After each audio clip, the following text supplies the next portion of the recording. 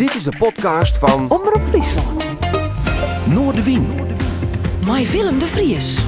Kom verder.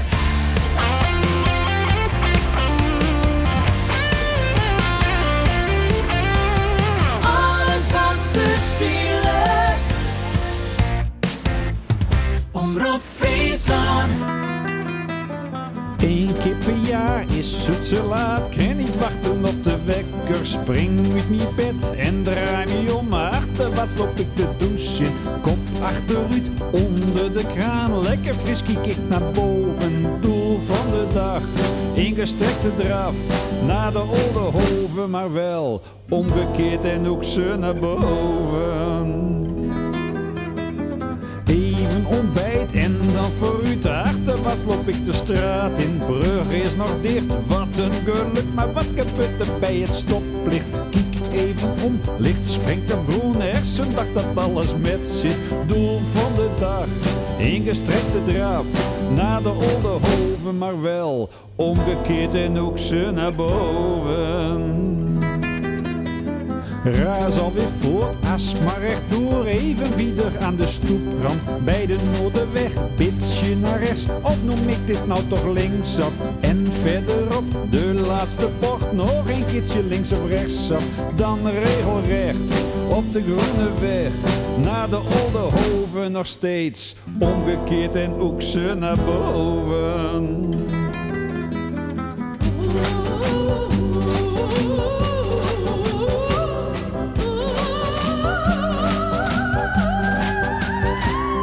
Op de mooiste dag, ingestrekte draf, bij de Oldenhoven, maar nou, omgekeerd nog even naar boven.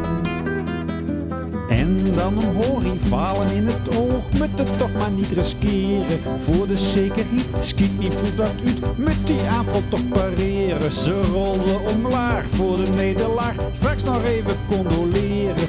Moe maar voldaan, kom ik dan aan. Op de Oldenhoven, jawel, omgekeerd als eerste hierboven. Oldenhoven, Oldenhoven, boven op de Oldenhoven. Oldenhoven,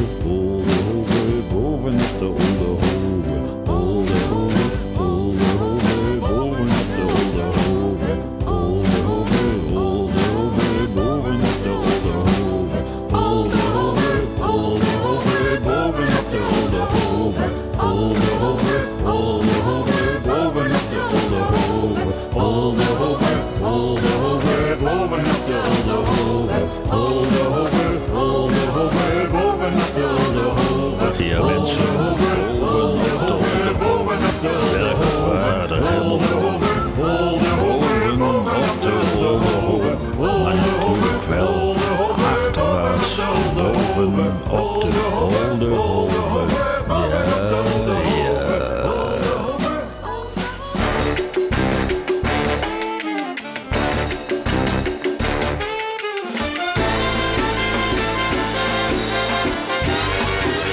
Dit is Noorderwien. Goeie en welkom bij Noorderwien. Met Joerts, een bijzondere gast om de tafel. Ja, het zijn gitaren mijn naam. Ik ken hem ook als muzikant. Onder andere van de band Koberschaat en Appelscha, maar ik Pigmeats. Hij is nog vaak op een paard als solist of als duo, maar soms ook wel met zijn band Deun van Seun. Maar ik ga hem uitnodigen vanwege een prachtige prijs die hij kreeg, de Ina Daman-prijs. Dat had alles te krijgen met het werk van Simon Vestdijk. En dat je die legacy, zodat het mooi in het Engels nemen, in ieder geval voor de toekomst bewaren.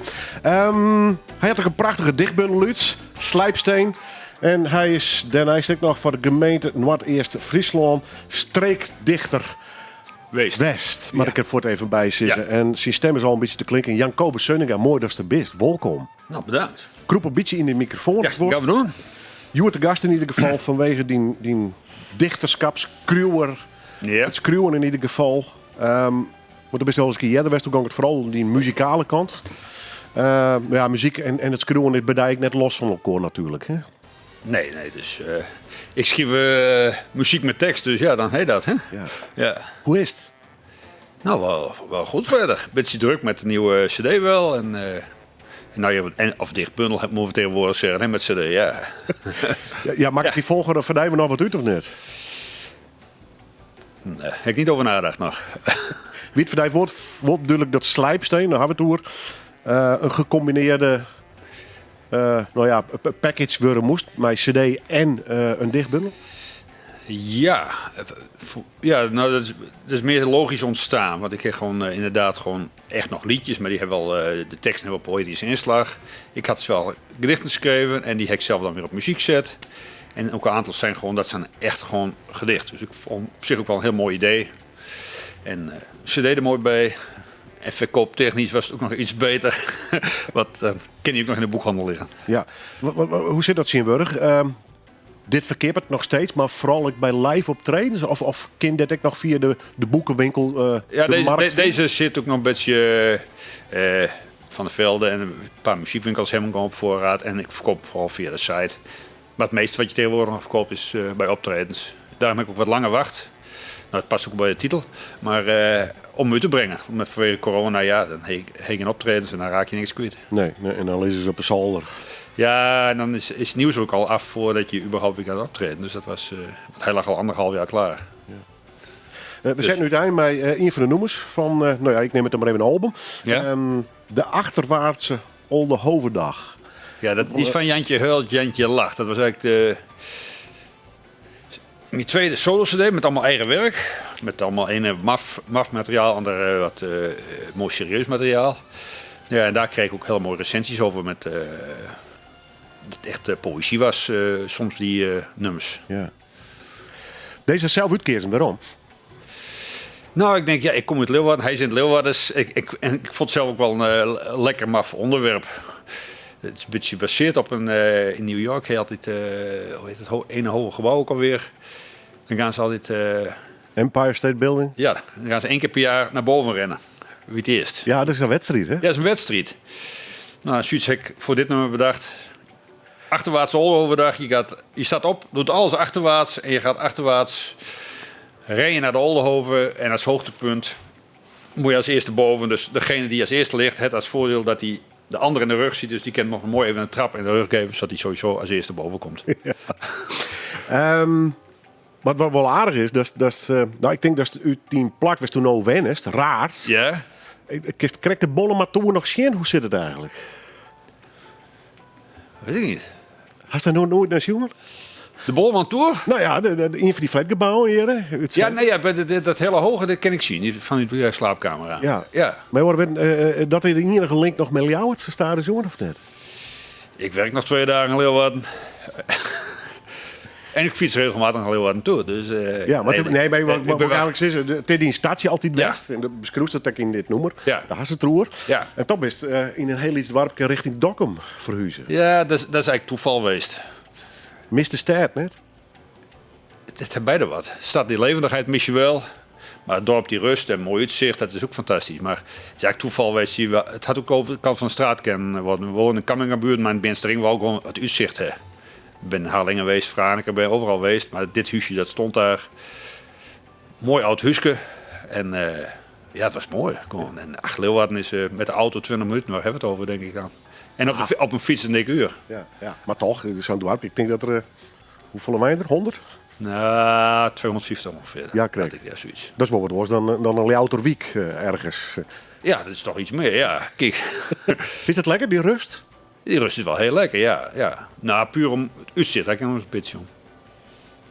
Ja, het is eigenlijk toeval, maar het is heel rustig en het is heel relaxed. Want welke buurt bist u opgegroeid eigenlijk? Heel oud? In het noorden, in de buurt van de Bijenhofstraat. Bloemenbuurt, denk ik, een beetje, ja. Daar ben ik geboren.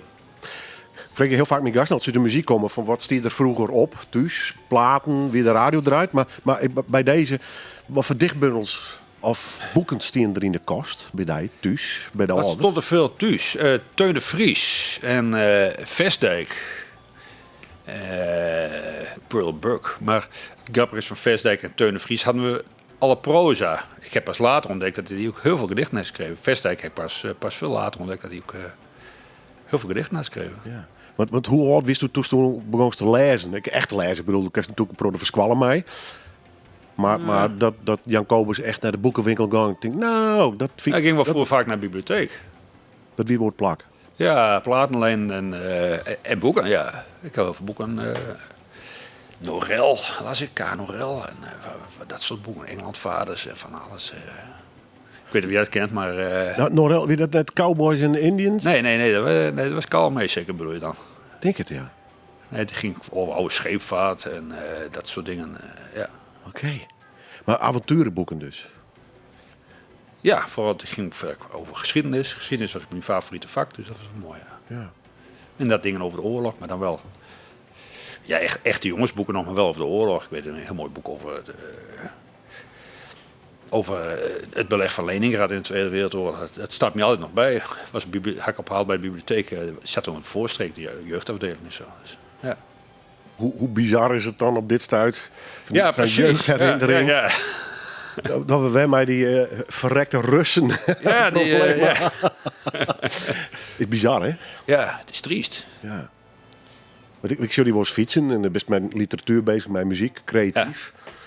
Ja. En hoe stierst u in deze tijd?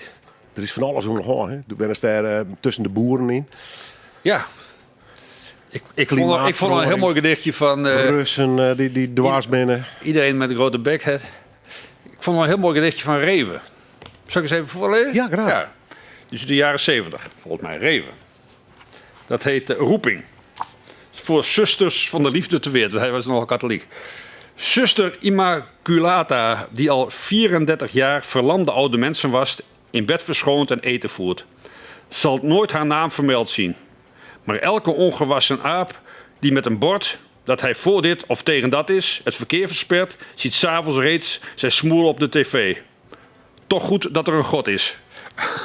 Nou, hoe actueel kan het zijn? Waar is hij nou, hè? Die God. Ja, precies.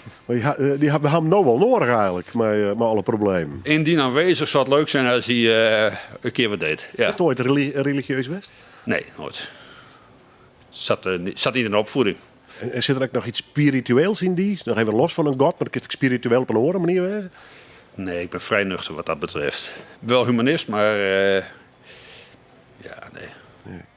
Ik denk altijd, we moeten de tijd even door. Het gaat nergens over, maar je moet wat leuke dingen doen. Ja, en hoe verhoudt zich dat dan tot de kunstjes toemakers? Het schreeuwen en de muziek?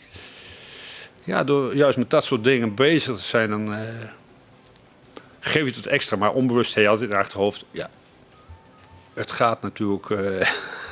het is voor je eigen gevoel dat je ergens mooi mee bezig bent. Is het in dat opzicht meer van jezelf dan? Het is mooi als gehoord wordt, maar als je er heel goed over nadenkt, maar zover denken we natuurlijk nooit. Dat zie je überhaupt in een maatschappij. Dat je nooit zo ver doordenkt dat het eigenlijk alles nutteloos is. Uiteindelijk, ja. Ja, toch? Ja.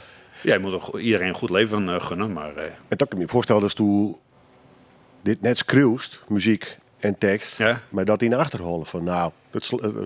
Nee, het zijn wel dingen die je steeds weer bezig... Je moet wel steeds bezig zijn. En dat zijn dingen die je irriteren of je heel mooi vindt. En of wat er iets gebeurt. En dat je daar toch iets over schrijft. Hast je ooit wel de illusie gehad dat het er tadier? Ja, het kan het toedoen. Maar soms denk je ook, laat maar.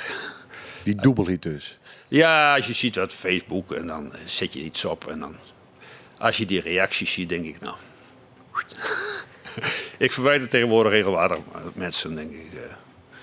Mensen die zeggen, nou ja, we stralen liefde uit. En dan doen ze allemaal citaten van Forum. Dan denk ik, nou, daar hoor ik niet bij. Ik moet een keer iets duidelijk maken. En toch zit het nog steeds op dat social media. Ja, Is dat, het is ook wel mooi gewoon. Je kan ook wel dingen is laten het zien. noodzakelijk kwaad of had het toch echt wel een orenkant bij een functie? Denkt? Ja, het is er gewoon. Ja. Wat doe je eraan verder? Nou, dan heeft er geen afstand van. Dus is er zelf ook op. Ik Ja. wil het net als Verwiet, hè? Ik zit er ook op. Ja, ik bedoel, ja, nee... Maar mijn dubbel gevoel dus. Ja, dat geschreeuw erop, dat word je wel echt. En iedereen die ook echt heel veel dingen erop zet om toch even zoveel mogelijk reacties uit te lokken en zo. Nou, zetten ze echt foute dingen erop. Ja. Het is irritant. Irritant. We gaan weer naar muziek. Dit zit vol op slijpsteen. Zweef maar mee. Ja. Wat is het verhaal? Nou, gaat eigenlijk... Ik had vroeger af en toe wel eens een vriendin, hè. En dit speelt zo'n beetje eind jaren 70. Dit liedje gaat eigenlijk over van een zomerliefde. En dan heb ik dat wel... We hebben 1 nummer hadden we toen. In ieder geval als ik dat hoor... dan doet je meteen weer denken aan die zomerliefde. En daar gaat dit nummer over. Maar dat was een vriendin die woonde in Maastricht. En dan schreven we elkaar. Maar zij stuurde mij ook wel gedichtjes. Dat vond ik ook wel heel grappig dat ik daar weer 1 keer aan dacht. En dat heb ik wel vaak met een vriendin. Ook hebben we wel een hele grappige gedichtjes naar een andere vriendin gestuurd. Uiteindelijk had ze met een bombrief ter hemel werd gebracht. Maar dit was gewoon... en toen dacht ik, het is wel een leuk nummer. Daar zit er toch connectie. Ja, want toen ik het luisterde, dacht ik, dit is eigenlijk voor mij... Zo interpreteerde ik een levensversje eigenlijk best wel. Maar zo had het ik bedoeld? Het zweeft maar mee. Echt, als je dat nummer weer hoort, dan ben je weer even terug in die tijd van die liefde. Dat je zomers in vakantie in Grauw samen naar de discotheek liep en weer 's nachts terug. De zorgeloze tijd.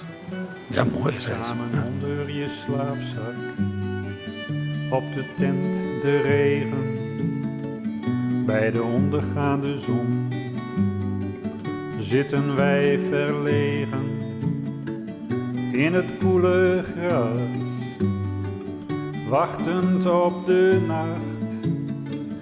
Dat ene liedje heeft jou even bij mij teruggebracht. Zweef maar mee met dat ene liedje. Zweef maar mee, het is gemaakt voor jou en mij. Zweef maar mee, dit ene melodietje roept meer op dan je vermoeden kan.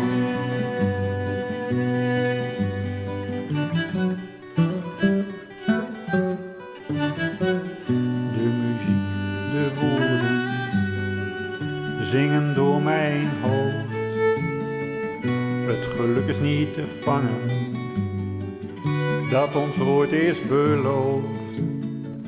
De vervlogen dagen keren even weer, verloren beelden draaien rondjes keer op keer en keer op keer. Zweef maar mee met het ene liedje. Zweef maar mee, het is gemaakt voor jou en mij. Zweef maar mee, dit ene melodietje roept meer op dan je vermoeden kan.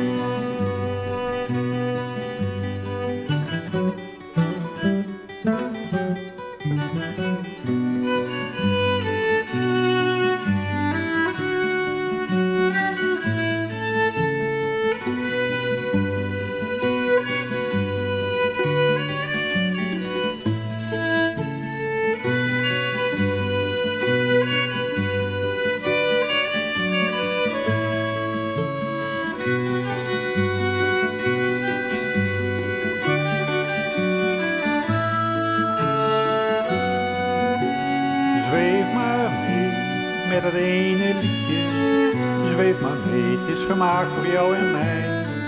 Zweef maar mee, dit ene melodietje roept meer op dan je vermoeden kan. Ja, dat ene liedje duikt soms weer op van die ene zomer. Beelden schieten voorbij, de vervlogen dromen even naderbij. Slechts dat ene liedje brengt je hoger op en op en op en op. Zweef maar mee met dat ene liedje. Zweef maar mee, het is gemaakt voor jou en mij. Zweef maar mee. Dit ene melodietje roept meer op dan je vermoeden. Zweef maar mee met het ene liedje. Zweef maar mee, het is gemaakt voor jou en mij. Zweef maar mee, dit ene melodietje roept meer op dan. Roept meer op dan. Roept meer op dan je vermoeden kan. Een mooi leefdesveske. Hoe vooral het verliezen zweeft maar mee. Jan Kobus Zeuninger, Joert, mijn gast in deze 1 op 1. Onder tafel hier in het Omroep Friesland Café met stapels cd's en lekker stapels boeken. Ik had hier al eens een keer eerder te gast om te gaan meer hoe die muzikale kant. Daar hebben we het nou ook hoor, maar ik word die vooral uitnodigen omdat ik al jarenlang die met het screwen dwaande hoorst. En net zonder succes. Heb ik een prachtige prijs gekregen omdat het werk van Simon Vestdijk ja, eigenlijk wel eerst eigenlijk, hè, in alle opzichten. Zou ik het ook wel sissen. En er is een dichtbundel plus cd uit Slijpsteen. Maar een prachtig citaat vind ik trouwens. Iemand zei ooit, zo zit er aan het begin van dit boekje: de tijd bestaat alleen maar omdat anders alles tegelijk zou gebeuren. Ja, daar mag ik net op denken. Dat moet wel heel druk worden. Hè? Ja, dat denk ik. En best van nature als het druk wil. Dus, ik ben met die wel iets rustiger. Oké. Een leerveske over het verliezen. Ja. Dit gaat door de tijd. Ja. In een moeilijke tijd. Hij toen nou dat een hele proton een hoorn is, gevoelsmetig in ieder geval. Heel erg de neiging om meer waarom te zien. Of om te schoolen in een tijd dat er niks aan de hand weer, vind ik ervoor. Nou, nee, het is maar net waar je mee bezig bent op dat moment. Maar wat ik mij wel opviel, als ik die gedichten ook weer teruglees, dan... Dus wat we net ook van Reven hadden, dat is weer heel actueel. Maar ik las ook een gedichten van Greshoff uit de jaren 30. En die schrijft ook over de bruinhemden en zo. Dan denk ik, oh, wacht eens even. Ja. Wat helpt dat om een beetje te reflecteren op deze tijd? Dus, ik zou die wel eens fietsen. Ja, dat is een beetje, dat is toch wel vrij tijdloos. Dat is teken van, jongens, we er al hier rond de wij op het meeste heen aan antwoord waarom? Hey. Hoe zit het? Helpen dit soort gedichten dan? Bij jij? Ja, je ziet in ieder geval wel dat het toch niet alleen deze tijd is. Het is alleen veel heftiger door... er hoeft nu maar ergens in Australië gebeuren en 1 minuut later weten we het. Dus het is een heel snel tijd. Iedereen reageert. Niemand heeft meer het geduld om er eerst even over na te denken. Iedereen meteen, 2, 3 zinnen op social media en de reactie staat er. Ja. Dus hoe meer gedichten lezen, Marten. Nou, daarom heet het ook Slijpsteen, hè? Want zie, dat was ook even een... op zich wel heel grappig. Ik lees hem even. Het is eigenlijk Slijpsteen. Hè. Het staat eigenlijk onder van China, 13e eeuw, anoniem. Maar goed, Slijpsteen. Zoals de wind de bergen polijsten gaat, de steen door zee zijn scherpte verlaat, zo verdwijnt in de ronding van de tijd de loze drift der belangrijkheid. Het leuke is, dat staat er wel China bij, maar ik heb het wel zelf geschreven eigenlijk. Hoor. Maar al 2 recensies stond in... heel mooi oud Chinees gedichtje of zoiets. Van, hij had het zelf kunnen schrijven, maar ik heb het ook zelf geschreven. Maar dat vond ik op zich wel weer een leuk idee. Taal dus wordt een heel belangrijk voor je? Ja, ik vind het wel mooi. Als mijn teksten schaaf ik vaak altijd ook wel aan. Ja. En dan vind ik... Nou kijk, het is ook een beetje van...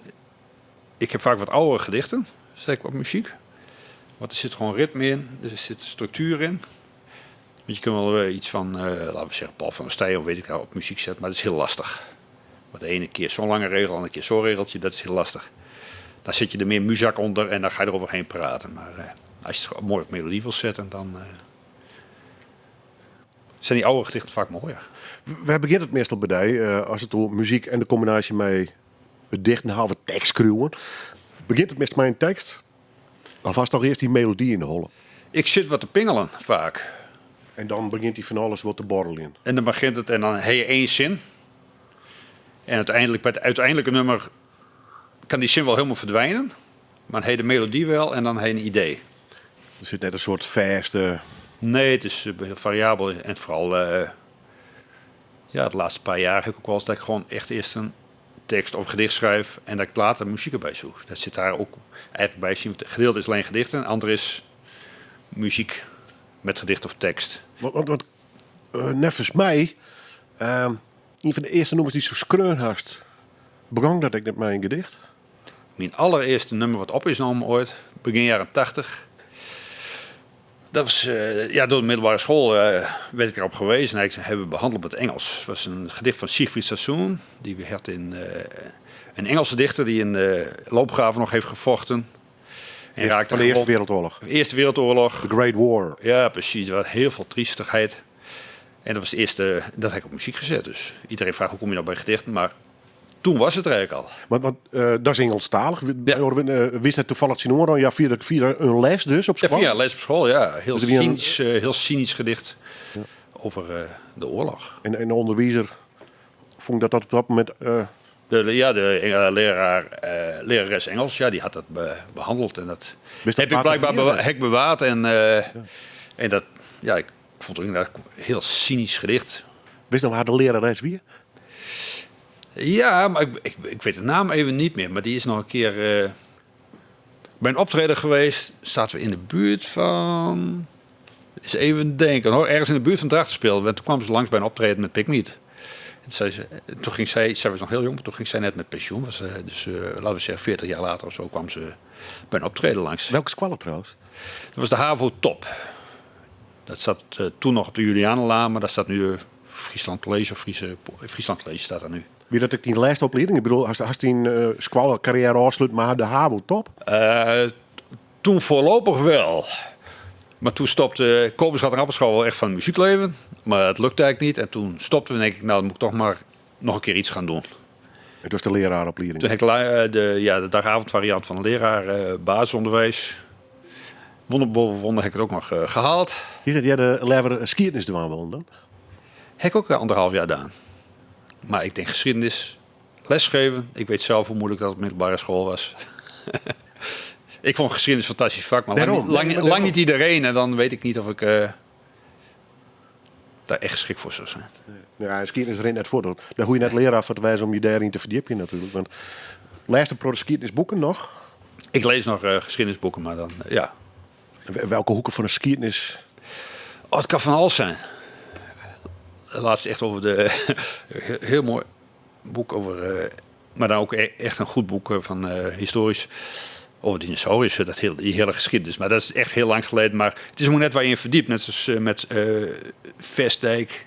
Toen ik daarmee begon, ging ik de biografie van Vestdijk lezen. Heel veel boeken lezen. En dan kom je steeds weer tegen. En dat heb ik wel vaker toen ik inderdaad... met jaren 70 werd ik heel fanatieke Rolling Stones fan. Nou, dan ga je Muddy Waters ontdekken. Ga je daar alles over lezen. Zo duik je steeds in geschiedenis. Zo vlieg je van hot naar haar. Ja. Her. En dat is wel het aardige no 2022. Ja. We hebben omgegaan in die poëtische route. Ja. Dan komen we dus uit bij Siegfried Sassoon. En dat gedicht, dat had je nog, hè? Ja. Was het vallen, hè? Of zal ik een stukje speulen? Maar voor mij, ik vind het prima. Dan heb je een beetje beeld hoe we dat toen opnamen. Ja, graag. Even hoor. We hadden gitaar erbij. Ja. Wat van Willem niet had. Ja, ik ben gek op gitaren. Ja. En ik ben gitaarloed met mijn metal achtergrond. Maar Ja. wij willen die ook nog een beetje verstaan om dat gedicht te hebben. Ja. Nou goed, ik ga een klein stukje proberen. Het komt ongeveer, ik heb het ongeveer in 1980 op muziek zet. Oké. Does it matter, does it matter, does it matter, losing your legs? Does it matter, does it matter, does it matter, losing your legs? For people will always be kind, and you need to show that you're blind. When the others coming after hunting to gobble them muffins and eggs, to gobble them muffins and eggs, to them, et cetera. Of wil je het meer horen? Eerst maar even het gedicht zelf. Want Ja. dit is even eigenlijk vrij triest dus. Ja, ik moet even de gitaar wegleggen, maar dan ben ik er weer. Ja, kom er maar weer bij. Ja, does it matter? Ik ken het wat schelen, zal ik maar niet wat zeggen. Maar is het erg om je been te verliezen? Want dan wil mensen zijn altijd weer vriendelijk voor je, zien ze je zitten. En allemaal voordelen eigenlijk, hè? Cynisch voordeel. Ja, en does it matter losing your sight? There's such splendid work for the blind. And people will always be kind. And you sit on the terrace remembering. And burning your face in the light. Dus dan zit je daar als blinde. Hè? Het is allemaal heel cynisch. Maar hij is gewond geraakt. En het was ook een waanzinnige oorlog na de Eerste Wereldoorlog. Zoveel slachtoffers. En het ging... Iedereen in die loopgraven, ziektes, ratten, alles zo goor. Ja, we hadden ook kanonnen voor hem met Poetin Ja, en de ja. mobilisatie. En dat die Russische jongens, nou ja, inderdaad letterlijk als kanonnenvlees. Maar de Eerste Wereldoorlog, wie nog... Ja, ik was net eens een erger, want wat is erg en ergst. Ja. Maar toen win je echt kanonnenvlees. Hè? Dat was heel veel kanonnen, ja. Ja. Het cynisme van deze Siegfried Sassoon. Hoe verhoudt zich dat de toon van de meeste gedichten van Simon Vestdijk? Poeh. Kiest toen Simon Vestdijk griepen in een bepaalde stemming? Want het weer net mij geen cynische dichter. Hè? Nee. Het is eigenlijk wel echt een... hij had wel heel veel geleerd, dus heel veel gedichten van... Daar moet je echt veel iets van de oudheid ook aan weten. En dat heb ik dan zelf later wel wat ingelezen. Maar als je HAVO hebt gehad, heb je dat niet allemaal gehad. Dus daarom heb ik... puur ben ik aan het lezen geweest. Wat vind ik mooie gedichten uit die heel dikke bundel. En dan... kijk, de eerste die ik eigenlijk van hem... Dat was op mijn eerste solo-cd uit Angst voor de Holheid. Had ik eigenlijk al lezend. Dan zit je gewoon aan de keukentafel met gitaar. Zit je, oh, dat is misschien wel mooi. In het begin een beetje pingelen. En dan heb je een melodie. En dan, ja, dan is zo'n gedicht het slachtoffer. Wanneer kwam Simon Vestdijk in die Libben als cruwer? Die stond vroeger thuis altijd al. We hadden inderdaad een hele rij boeken van hem staan. En ik heb toen een tijd ook wel voor de boekenlijst wat dingen gelezen. Dus, ja... En toen de eerste CD kwam, heb ik ook heel veel boeken nog weer van hem gelezen. Ook toen laat hij die dichtbundel Fabels met Leukrijd, een heel dichtbundel van hem op muziek gezet. Dan ga je gewoon veel lezen, en ook over hem. En boeken ga ik ook veel van hem lezen. En vooral de Koperen Tuin is echt fantastisch. En dat is voor mij eigenlijk nog net iets extra's, omdat het eigenlijk de Leeuwarden speelt. Dus als hij bepaalde stukken, dacht ik, oh, dat moet daar zijn. Herkenbaarheid. Nee, herkenbaarheid. Dus, en ja, het is gewoon een van de klassiekers van de Nederlandse literatuur voor mij. Ja, en zeker de Koperen Tuin. Ja. Dat is, en even om het volledig te maken, kwam zelf uit Hazewij. Ja. Hij is later hier op de HBS heeft hij gezeten. Op Ja. Rijks-HBS op de Zeiland. En toen is hij in Amsterdam, volgens mij. Ja, en Doorn heeft hij gewoon Den Haag. Is hij ooit bij Waarom kwam naar Friesland? Nee, eigenlijk niet. Hij is nog wel eens in Harlingen geweest. Ik heb net toevallig even een boek van zijn laatste vrouw gelezen. En toen gingen ze in de jaren 60 nog een keer naar Harlingen. Maar toen kwam wat te veel aandacht. Mensen kwamen en toen zijn ze maar weer snel teruggegaan. Ja. Om rustig te kijken. We hebben het ook persoonlijk net kennen, maar, Ja. maar karakterloos. Wie net een man voor het stardom, het sterrendom dus. Wat is die indruk van hem als persoon?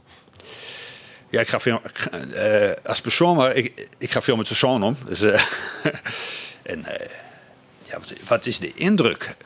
Ja, gewoon man die heel... Weet je, type Hij schreef sneller dan God kon lezen, zei hij dus altijd. Dus hij heeft zoveel geschreven. En dan, iets van 1200 toch? Zei je? nou, ik weet niet hoeveel, maar het is echt extreem veel. Ja. Ik ben nu een boek aan het lezen van Kees en Hart en Maat aan het Hart. De toetssteen. En dan schrijven ze een brief over Vestdijk. En vond ik op zich... Ik ben het net aan het lezen en kwam wel iets heel grappigs. Want ik heb het gedicht De Uiterste Seconde van Vestdijk op muziek gezet. In 11, 12 jaar geleden. Op die eerste cd. En vond ik zelf een heel mooi gedicht. En toevallig lees ik daar... Als die mannen elkaar schrijven, schrijft Maat en het Hart over dat gedicht. Even zien. En dan zijn er ook nog tal van de prachtigste gedichten. Zo'n gedicht als De Uiterste Seconde. Vestdijk op zijn allerbest. Ken ik uiteraard uit het hoofd. Maar citeren kan ik het niet. Want ik raak dan geheid in tranen. Dus dat vond ik wel heel mooi om te lezen. En dat ik... Ja, het klinkt eigenwijs, maar dat ik dat gedicht dan inderdaad net uitpik. Vind ik wel mooi. Ja. De achtergrond is van het gedicht is ook wel heel mooi van. Hij heeft dat geschreven in rond 43. Toen was hij geïnterneerd in Brabant. En heeft hij door de Duitsers. Ja, hij oppakt of zo? Ja, alle wat onderwijzers en schrijvers. Zo, die werd nou allemaal in Brabant de hele tijd gezeten. Fascinerend verhaal. Straks praten we verder over Simon Vestdijk. En natuurlijk met mijn gast. Want hij won net voor niks een prijs die het alles werd met Simon Vestdijk te krijgen had. We draaien eerst even muziek. En dat is het nummer Labyrinth. En ik vreeg hem aansjes, maar dat doe ik na de plaat. Wat het nummer is en wat het mij hem doet. De straat, het huis, de autoput, te zien op een vale print. Buurvrouw schilde in de zon, naast haar een lachend kind. Gevangen in beelden, verkleurd door de tijd waarin het langzaam verdwijnt. Ik draai me om, loop tegen de wind in naar het andere eind.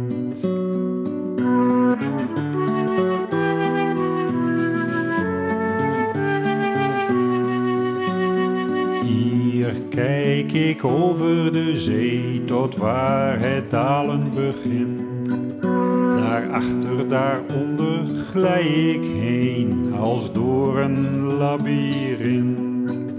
Tot daar waar verlangen eindigen zal, waar rust heerst als bij het begin.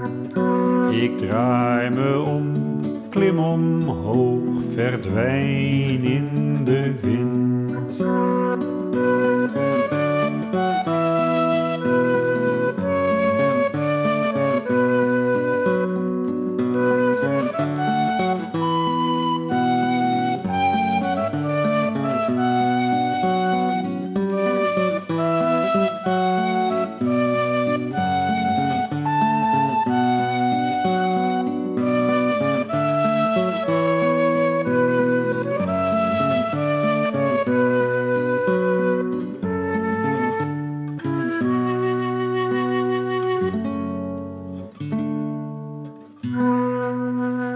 Labyrinth van Jacobus Seuninga. Wat is het verhaal van dit nummer? Dit is eigenlijk het laatste gedicht wat ik als streekdichter voor Noord-Friesland heb aangeleverd. Maar het gaat ook over... het begint eigenlijk in de jaren 60. Hè, dat je buiten speelt, bij en op straat, nog niet druk op straat. En dat je eigenlijk tegen de wind in langzamerhand naar het einde toe loopt. Naar de eeuwige rust. Ja, dat je... Wist je wel eens bij de Waande, de eeuwige rust? Het einde? Ja, het is ja, wat moet je ervan zeggen, hè? Het houdt gewoon op straks. Ja. Ja, het is, Max die dat geeft rust. Ja, het is heel raar dat je er nooit meer zal zijn. Dat denk je, het heeft geen nut gehad, maar je moet er nu maar van maken. Maar het is, ik zeg altijd maar van, als je gelooft, heb je wel mazzel. Hast je ooit in Bijsdingen om te leeuwen dan? Nee, als ik daar hoor van, weet ik hoeveel goden zijn er wel... en dat net die ene god alleen maar de juiste kan zijn... als je dat ziet, dan denk ik, nou nee. Nee. Simon Vestdijk. De cd. Opname trouwens wel aardig met Dick Vestdijk. Ja. Al even neemt, hè? Dus de zoon van, om het zo maar zo te drukken. Had hij het vaak te zien heid? Nee, want hij was 4 toen hij overleed... dus hij weet er eigenlijk heel weinig van. Nee, geen herinneringen doen. Nee, hij heeft er eigenlijk bijna geen herinnering. Alleen via zijn moeder. Ja. En zijn moeder heeft wel een heel leuk boekje geschreven eigenlijk over. Ja. Heb ik net gelezen. Vond ik wel heel... ik denk... Dan weer even een beetje inlezen. Dat is weer zo'n moment van... Ik word uitgenodigd daarvoor. Ik denk, nog even wat extra lezen. En dan duik je weer even in een geschiedenis. Want daar staat ook nog iets heel grappigs in. Ja? In het boek van die... even zien, heb ik hem meegenomen? Van die moeder? Nou ja. Hij moet hier ergens liggen hoor, Willem. Maar ja, kijk deze. Afscheid van Simon, hè, Mieke Vestdijk. Maar in de jaren 60, toen was Dick nog eens geboren. Maar kreeg Simon Vestdijk een prijs in Groningen op de universiteit. En logeerde hij in Haren bij de familie Baudet. En dat was dus de grootvader van. Ja, was gewoon een geleerd man, sociale geschiedenis had hij gedaan en zo. Dus, it's a small world. Het is een kleine wereld dan, hè? Ja, een hele kleine wereld. Ja. Ja. Nou ja, en in dat opzicht wel grappig. Dat is toch dan regelmatig spelers. En die project nu het viert met de zoon van. Ja. Ja, alles is toeval misschien, maar nee, dat is eigenlijk bij toeval ontstaan. Kijk, ik moest toen met uit Angst voor de Holheid allemaal gedichten... en dan moest je toestemming vragen wie gedichten mocht gebruiken. Toen kreeg ik contact met Mieke Vestdijk, de weduwe. En die was heel aardig. Zei van, ja, sorry, ik moet er wat geld van vragen. En er komt nog een beetje BTW over, ik kan er niks aan doen. En later kreeg ik contact met Dick, omdat haar gezondheid werd wat minder. En toen kreeg ik contact met Dick en dat likte gewoon. Ja. En op een hele wonderlijke manier. Ik had me ook nooit gezien, maar toen kwam ik bij de cd-presentatie van die cd. En ging je nummers spelen. Maar hij was ook eigenlijk een beetje bezig wat ik ook deed. Gewoon gedichten op muziek zetten. Had hij zelf ook met zijn band 3 Eilanden. En er is gewoon wel een klik muzikaal. En hij is een hele goede muzikant. En het is hartstikke leuk toch? Ja. Bij de soort van die hele nijlittenskip, de legacy van Simon Visdijk. Uitgerekt met Sison ik nog. Ik vind het ook wel mooi dat ik nog in dat huis ben geweest. Dat het nog helemaal zo mooi ingericht was. Waar familie Vestdijk heeft gewoond. Is Simon Vestdijk de belangrijkste screwer in je lippen? Wordt dat onbelangrijk? Of komt het nou toevallig omdat een prijs won haast en dat het Sison kist? Poeh. Moet ik eens even die over nadenken. Dat is de vraag. Ja, behoorlijk. Nee, er zijn periodes geweest van... toen ik rond een jaar of 20 was, toen las ik heel veel Dostojevski, Tolstoy en zo. Dat zijn boeken die in die leeftijd... dan kom je toch weer bij de Russen, maar... qua cultuur had ze fantastische dingen natuurlijk. Precies. En nog steeds leven ook bezig. Ja. Maar Slauwer heb ik ook een tijdje gehad. Ik alles wel lezen inderdaad. Dus vooral de boeken ook. Het is een beetje... het is bij periodes. Hè? Dan heb je een bepaald iets en dan duik je daar ook echt in. Ja. Hoe vond je het om de Ina Daman-prijs te winnen? En ik maar even zeggen, dat is de naam van een roman van Simon Vestdijk. Ja. Want vooral win wel belangrijk in zijn leven, heb ik het idee. Er ging om een bestaande vrouw. Als je hetero bent, dan zijn vrouwen toch altijd wel belangrijk. Ja, toch? Ja. De vrouw besteed ik echt, hè? Ja. Klopt, die heeft ooit bestaan. En dat was ook wel weer heel grappig in dat boek te lezen. Hoe Mieke Vestdijk dan leest van allemaal mensen die zich herkennen in allemaal figuren in Harlingen. En dan zeggen ze... die gaan er op laatst naar leven zoals in een roman beschreven zijn. Maar dat klopt helemaal niet. Maar die gaan er gewoon op laatst naar leven zoals dat beschreven. Maar zo letterlijk zijn, is dat niet. Dat is heel grappig om te lezen. Ja, want ik begreep dat... ja, precies. Ja. Lisbeth Koning het in het echt wijze zo maar. Ja. Ja, zij wil echt bestaan, maar dan gebaseerd op is het meer. Ja, precies, ja. Hoe vond je dat om die prijs te winnen? Nou, wel een eer. Hè? Dat was mijn vader ze maar kregen. Ja, ik had een paar maanden eerder hadden ze mij al gebeld of ik hem wel wou ontvangen. Ik zei, nou, ben ik wel bereid toe. Maar ik moest nog wel stilhouden. Maar het is toch wel... Maar goed, ik heb het ook wel weer... Het gaat ook echt omdat je het in aandacht zet. Hè? Ik heb inderdaad toch wel... ook wel een beetje weer in aandacht gezet. Ja. Denk ik dan. Ja, toch? Ja. Het is ook wel een eer. Ik bedoel, god, het zijn leuke voorgangers geweest. Hè? Maar het hart heeft me ook gehad. En naar je formaat en Hart is Vestdijk ook wel de grootste schrijver die we ooit hebben gehad. Ja, onderdeel van een mooi listje. Ja, dus, dat dacht ik ook. Daar hoef je je niet voor te schamen. Nee, daarom. We gaan even naar een noemer. En dat had inderdaad ook alles met Simon Vestdijk te krijgen. Keuvelend met Verliefde Kronen. Ga je dat nu draaien? Of moet ik eerst dat vertellen? Nou, vertel eerst maar even. Ja, dat is het enorme wat ik van Vestdijk 2 keer heb opgenomen. Het staat op die eerste Uit angst voor de holheid. Het is eigenlijk gewoon fabels met kleurkrijt 10, maar Keuvelend met Verliefde Kronen was een mooie titel daar. Die staat daar ook op. En gewoon wel een heel mooi gedicht. En qua muziek vond ik het zo ook heel geslaagd. Dat hebben veel meer mensen gezegd. Van, het begint heel lieflijk. 2 bomen naast elkaar, een beuk en een berg. Het lijkt heel mooi blaadjes. Alles is mooi verweven. Totdat je bij de wortels komt en aan de ondergrond kijkt. En daar is het haat en nijd. Daar wordt gevochten door de wortels om elke druppel water. En heb ik eigenlijk een beetje... Ik kan wel een heel klein stukje doen. En dan ga je... Klinkt heel lieflijk.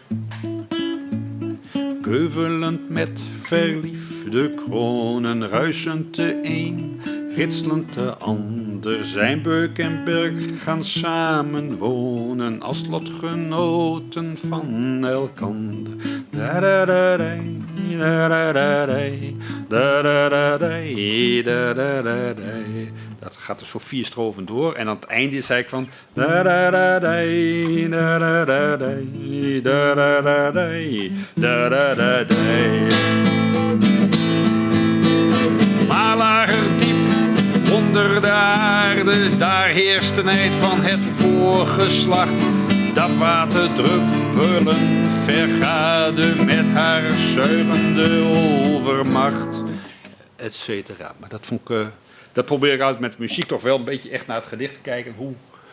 Hoe ga ik dat aanvullen en hoe pak dat aan. En dat op zich zoiets ontstaat, soms gewoon bij toeval, maar heeft wel een mooi effect.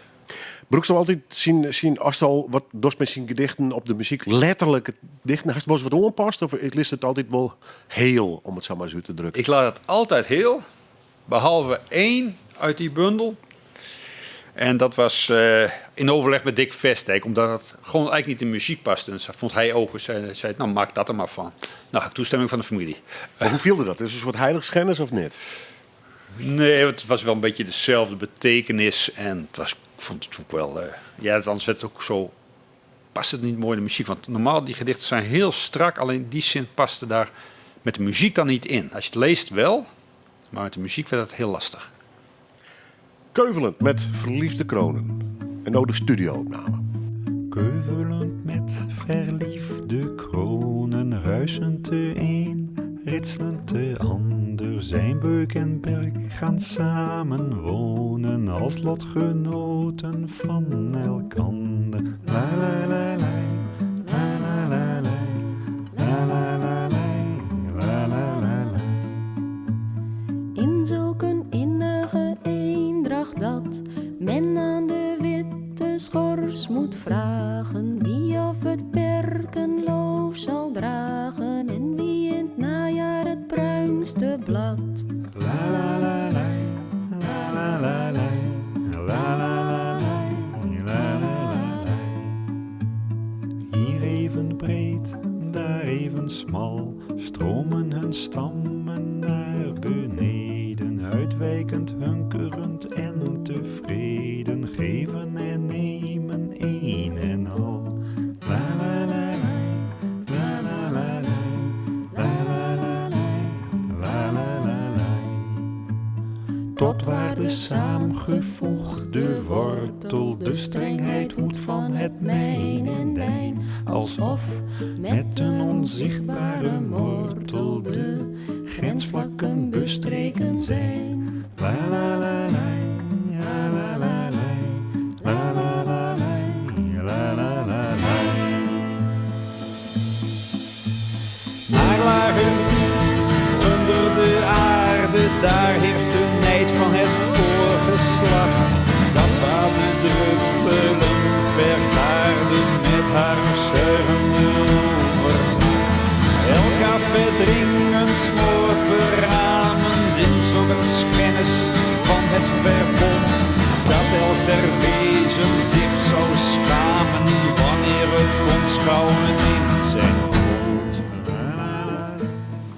Poëet en droogkloots, onafvolgbaar, stuiterend tussen ernst en luim. Slijp, Steen, Jacobus Sunninga. Nou. Die luistert bij mij, Joert de Gast. Straks draai ik nog één nummer in deze aflevering van Noorderwien. Ik ga hem vooral uitnodigen vanwege zijn schreeuwen, zijn dichtbundels. En zijn valleerde voor het werk van Simon Vestdijk. Die er ooit binnen in Haas 200 boeken zo ongeveer op zijn naam schreeuwen had. We hebben een zeer productief leven leiden had. Ja. Op een gegeven moment ook zijn hele werkzame leven rjochte had op het schreeuwen. Ja, hij was ook arts, maar hij is na een aantal jaren is hij gewoon alleen maar schrijver.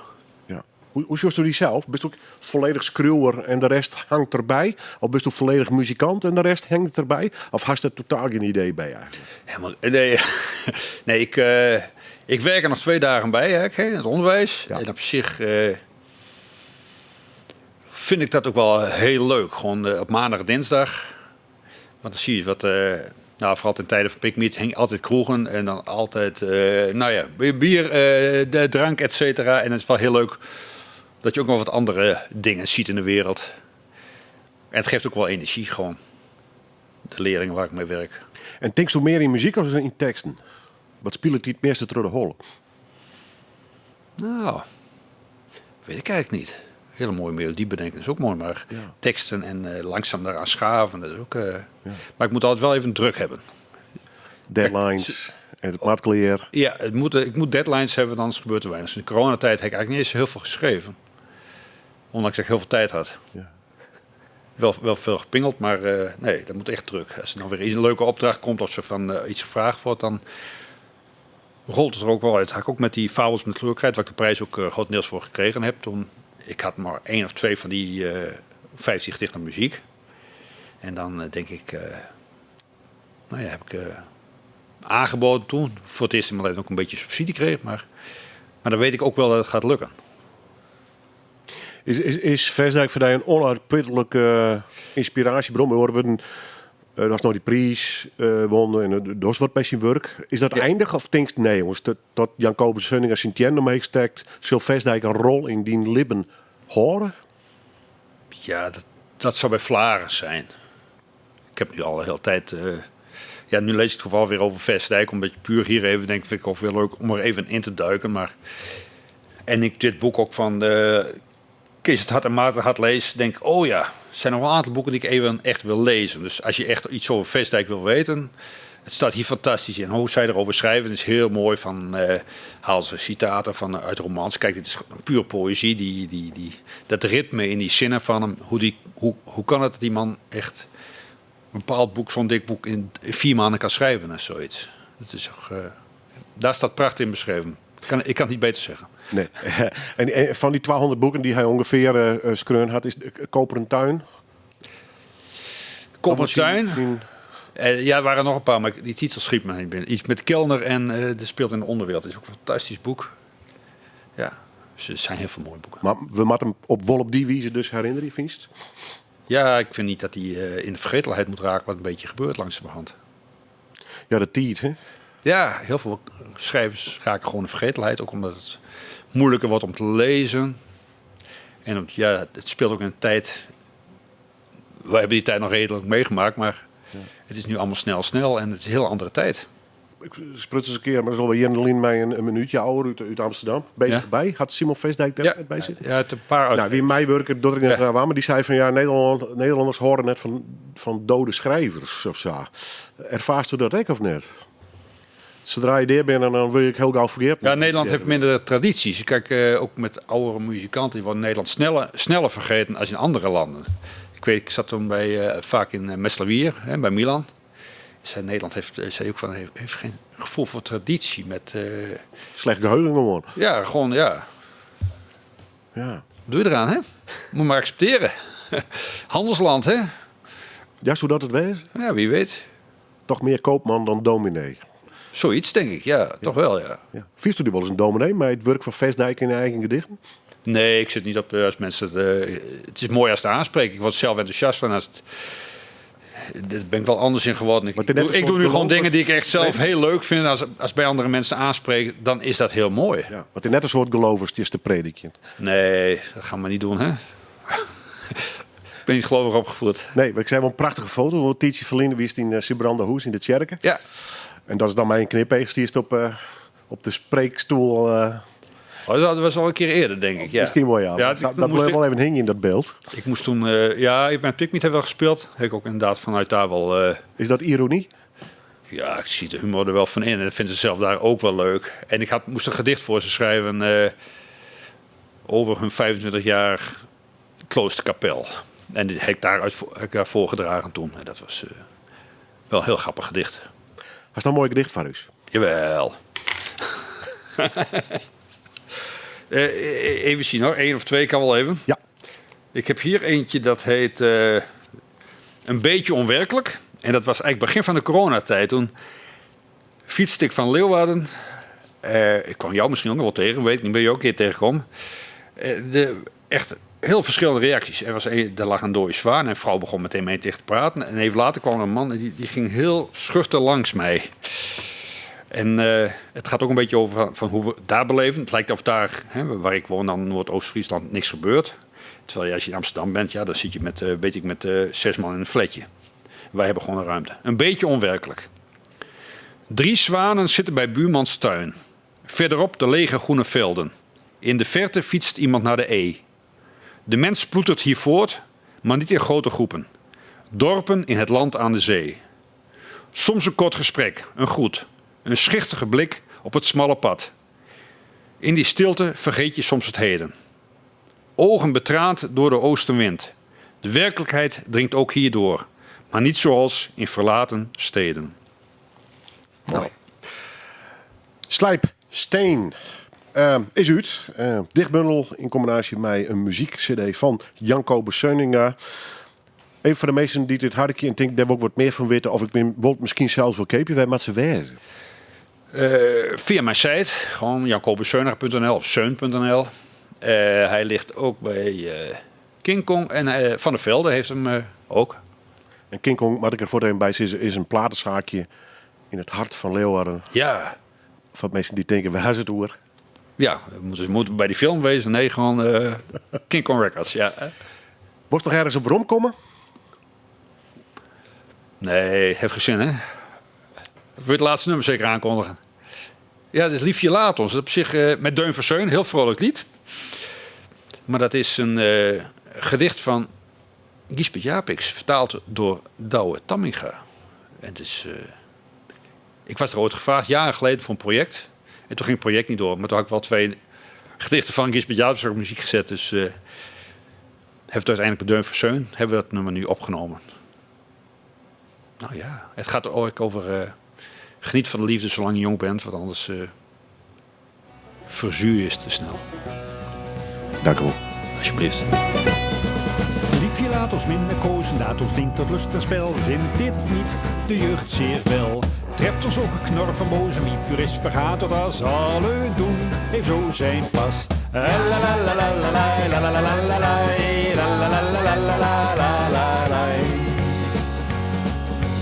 Zonder maan zijn reizen duiken, geen seizoen of het al leeft. Wat als het leven ons begeeft. Liever onze tijd gebruiken, dus ons dient is dat geen deugd. Wie van ons hernieuwt zijn jeugd?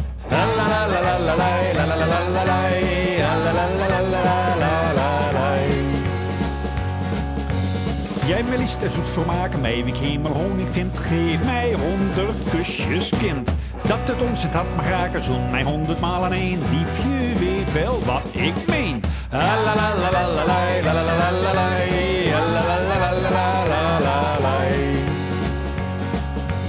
Wil mij 100.000 gunnen met nog 1000 bovendien. Bazel, ik laat het geschieden.